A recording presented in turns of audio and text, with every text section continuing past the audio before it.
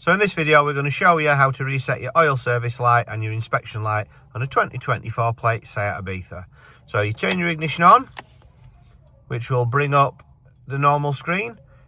I have got the bonnet up, so you'll just press any messages about your bonnet up or things like that. Just press the scroll wheel, bottom right corner of the screen there. Press that with your thumb and that will get rid of the messages. It then probably will show you settings on screen. If it does, press the right hand button of the two left to right buttons and then press it again.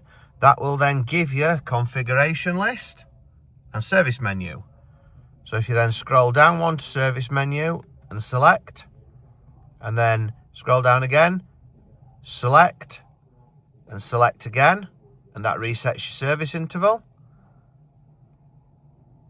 It just takes a few seconds for that to then disappear. Scroll down if you want to reset your inspection as well, select again and select again, and that will reset that.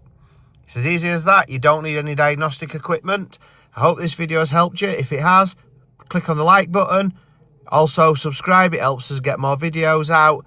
Hope this one's helped. See you on the next one.